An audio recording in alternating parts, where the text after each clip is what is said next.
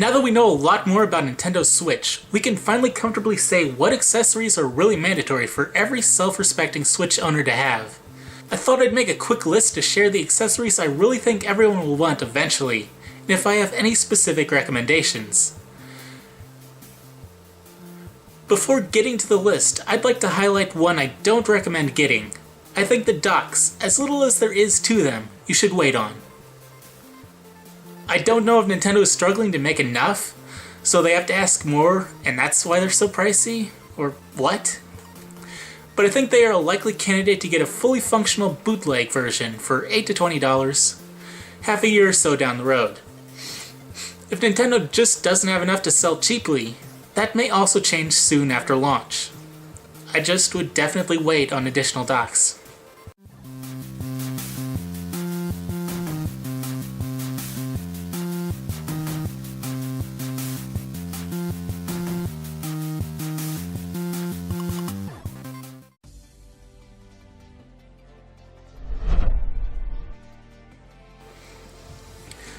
Depending on your situation, 2 additional Joy-Cons may be a better choice by allowing up to 4 people to play.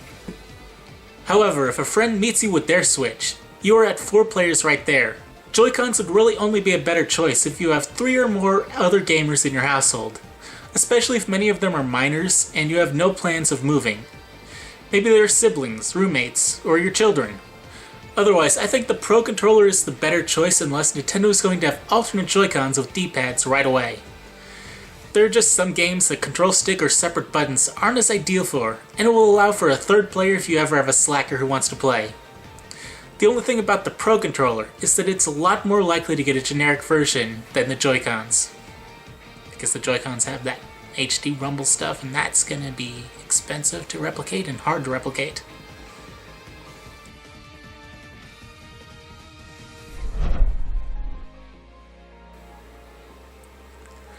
Time will tell if the Switch is as portable as the 3DS and my phone.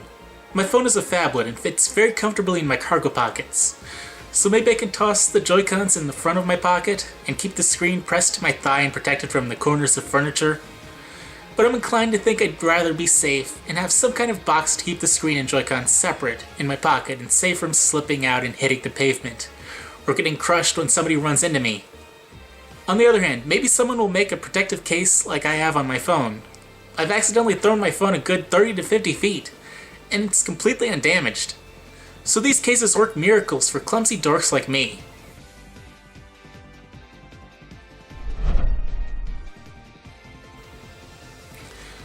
My first bit of advice is only buy 32 to 128 gigabyte cards. Anything less will probably not be enough for much of anything, and anything more becomes depressingly cost ineffective. They're supposed to be there. However, if you have one, they are in a lot of states. I recommend going to a local micro center and buying 1 or 2 of their store brand 32 gigabyte cards. They're about half the price of other brands, have read and write speeds of about 50 megabytes a second, and if they ever fail, you have a lifetime warranty, so you just drive over there and exchange it and get a new card. Unless you have money literally burning a hole in your pocket, it's worth the hassle of having several cards you carry around. Remember, you will only need cards for games you buy digitally and for updates, saves, and DLC. If you are just going to download Virtual Console and eShop games, these cards will be all you ever need.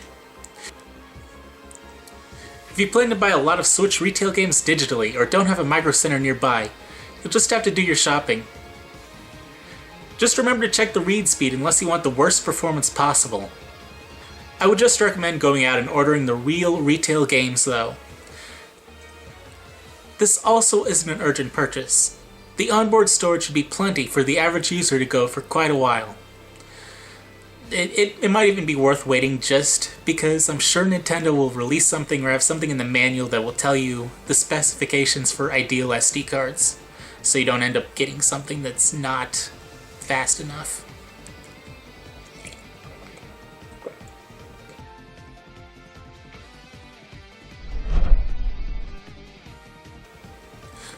Now this is an urgent purchase. If you spend a lot of time away from outlets, or in situations where you can't set something down plugged in, Like if where you work, there's a peon who makes it their job to immediately throw away any personal items they see if you aren't looking directly at it and ready to kick their ass. Since the Switch has the power of a console and can last as little as 2.5 hours, you'll want to be able to plug it in and go a few more hours, if you'll be gone very long. It'll be nice being able to socialize without worrying if your Switch will last the night, or until you get home, or when your parents call and offer you free food but then hold you hostage at a strip mall for 10 hours as they shop after lunch. You'll want this. If you can wait, I do expect specialized banks will be coming soon, and you might even be able to get a strap-on that clings to the back of your Switch.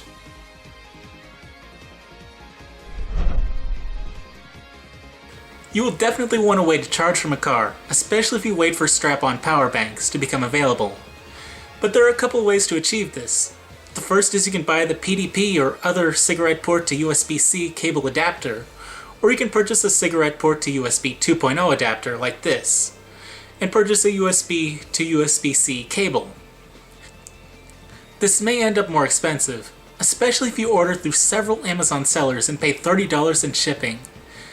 But if you live anywhere close to civilization, you should be able to buy in person. But depending on brands and stores, you could still pay more than if you got the PDP adapter. However, by buying all the pieces, you have several advantages. Many of these adapters have multiple USB ports, meaning you could also charge your phone or another device. And having a USB-C to USB cable means you can take the cable with you and plug it into any USB port, and power your Switch in more locations. Just be sure to unplug these cigarette adapters when you leave the vehicle because they can drain some cars of their battery charge if you don't. With those 5 things, I think we'll all be pretty set. So be sure to like if you have any other suggestions, comment them, and be sure to share with anyone else you know who's buying a Switch if you found this list helpful, or you thought it was a good starting point for your own accessory purchases.